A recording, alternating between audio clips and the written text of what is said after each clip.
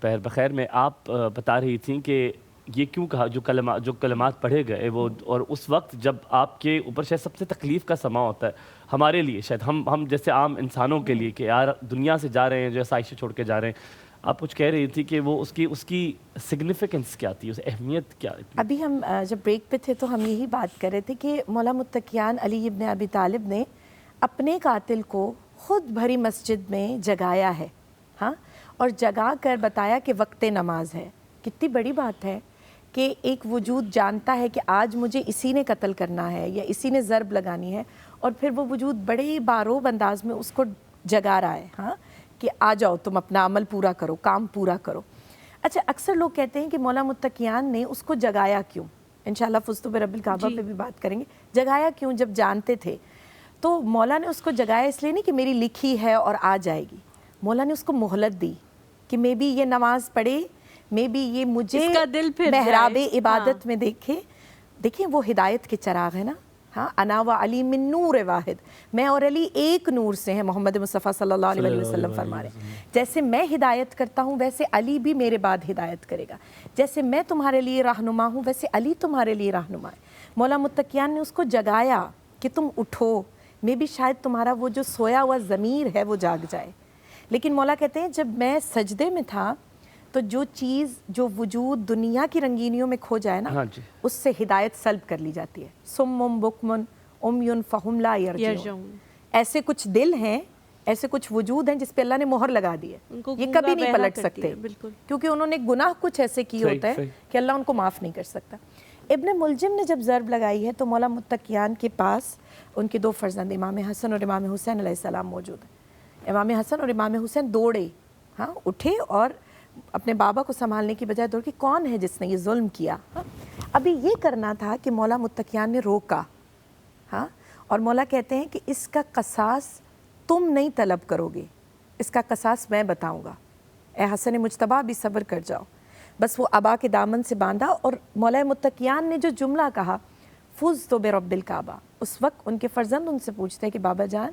یہ جو آج آپ کے منہ سے یہ کلمہ ادا ہوا ہے کہ رب کعبہ کی قسم میں علی کامیاب ہو گیا، وہ علی ابن ابی طالب جو ہم نے پہلے بھی پروگرام میں بات کی کہ جو فاتح بدر و حنین ہیں، فاتح خیبر ہیں، انہوں نے فتح خیبر کے موقع پر، فتح بدر کے موقع پر، فتح احد کے موقع پر یہ جملہ نہیں کہا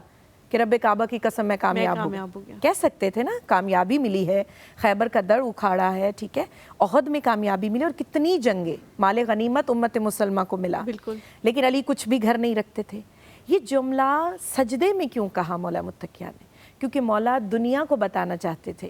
کہ سب سے بڑی کامیابی یہ ہے کہ رب تمہیں اپنی بارگاہ کے لیے چن لے، ہاں، بے شک رب تمہیں اپنی رضا کے لیے چن لے۔ اور آج علی نے سجدے میں سر کٹا کے بتایا ہے کہ میرا وجود فقط اور فقط میرے پروردگار عالم کے لیے ہے، ہاں، یہ محراب عبادت میں جو مولا متقیان کے سر پہ ضرب کا لگنا، اور یہ پوری کائنات کے لیے ایک سوال ہے کہ مولا متقیان نے مرتے وقت، یہ دنیا سے جاتے وقت، شہادت نصیب کرتے وقت، اتنا اعلیٰ درجہ پاتے وقت یہ کیوں کہا کہ میں رب کعبہ کی قسم میں کامیاب ہوں؟ خانم مجھے بتائیں کہ مولا علی کے حوالے سے جب بھی ہم بات کرتے ہیں تو ایسی ایسی چیزیں سننے کو ملتی ہیں، ایسے ایسے واقعات سننے کو ملتے ہیں کہ انسان جو ہے وہ یقین نہیں کر پاتا کہ کوئی ایسا بھی کر سکتا ہے، کوئی ایسا بھی ہو سکتا ہے۔ جب غزوہ احد کے موقع پہ ان کو تیر لگ گئے اور ہڈی کو پار کر گئے تیر، تو جب بھی نکالنے کی کوشش کی جاتی تھی ان کو غش آ جاتا تھا اور بے ہوشی تک کی کیفیت ہو جاتی تھی۔ پھر انہوں نے کہا 2-3 دفعہ جب ٹرائی کر چکے تو انہوں نے کہا کہ میں نماز پڑھنا شروع کرتا ہوں اور آپ تیر نکال لیجئے گا۔ تو نماز میں کہا جاتا ہے کہ پوری جب نماز انہوں نے ختم کر لیا اور اس کے بعد کہا کہ تیر نہیں نکالا ابھی تک، تو ان کو بتایا گیا کہ تیر بھی نکال لیا، مرہم بھی کر دی، پٹی بھی ہو گئی، آپ کو پتہ ہی نہیں لگا کیونکہ آپ اتنے محو تھے اللہ تعالیٰ کی عبادت میں، اتنا زیادہ آپ کا رابطہ تھا کہ آپ کو نہیں وہ تکلیف اس وقت محسوس ہوئی۔ اس طرح کی چیزیں جب ہم سنتے ہیں تو ہمیں یقین نہیں آتا کہ کوئی انسان ایسا بھی ہو سکتا ہے، لیکن جب ہم ان کی تعلیمات پہ عمل نہیں کر پاتے تو کہیں نہ کہیں دکھ بھی ہوتا ہے کہ کیسے کیسے لوگ گئے۔ مجھے لگتا ہے اس سے زیادہ جو آپ نے بات کی ہے، اتنا خوبصورت آپ نے واقعہ شیئر کیا ہے، مجھے لگتا ہے اس سے زیادہ ابھی بھی مجھے ریئلائز ہوا ہے کہ میری نماز کیسی ہے۔ مطلب مجھے باقی دنیا کا ہوش ہوتا ہے، پوری دنیا کا ہوش ہوتا ہے سوائے